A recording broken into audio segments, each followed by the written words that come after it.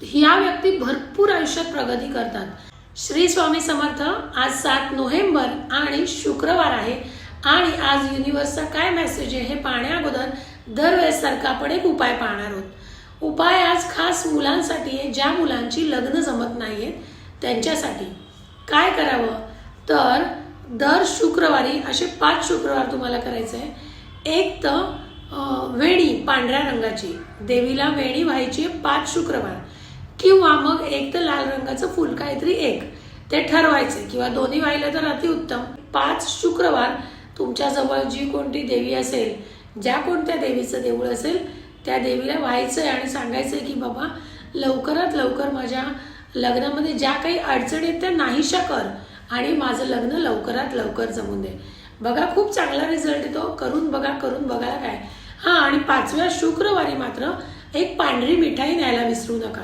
देवीला आठवणीने पांढरी किंवा पिवळ्या रंगाची मिठाई अर्पण करा.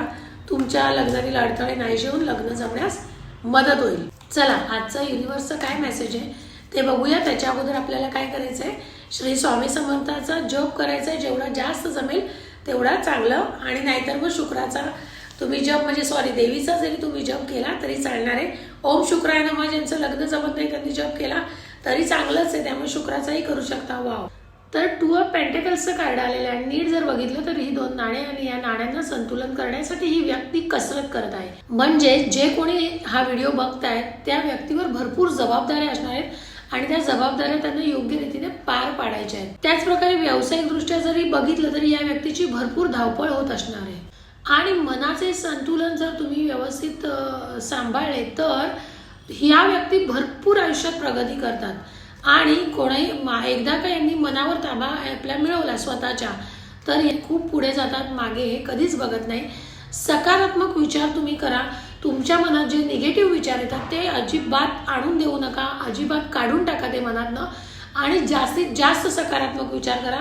कारण की जे वाईट विचार तुमच्या मनात येतात त्यामुळेच तुम्ही आजपर्यंत मागे आहात आणि तुमची प्रगती खुंटलेली आहे. त्यामुळे आजपासून असा निर्णय करा की आजपासून तुम्ही सकारात्मक विचार करणार आहे. कारण की जर नीट बघितलं तर ही व्यक्ती त्याच्यात गुंतलेली आहे. म्हणजे कसं होणार, काय होणार हे प्रश्न तुमच्या मनाला भेडसावत आहे. त्यामुळे जास्तीत जास्त सकारात्मक विचार करा, मेडिटेशन करा, उपासना करा आणि यशस्वी व्हा. धन्यवाद. असेच आपले व्हिडिओ पाहत चला. पण कमेंट लिहिताना जरा तुम्ही आळशीपणा करता तो आळशीपणा करू नका. म्हणजे यश निश्चित तुमचं आहे. तर लवकरात लवकर जास्तीत जास्त शेअर करा. सगळ्यांनाही याचा फायदा झालाच पाहिजे.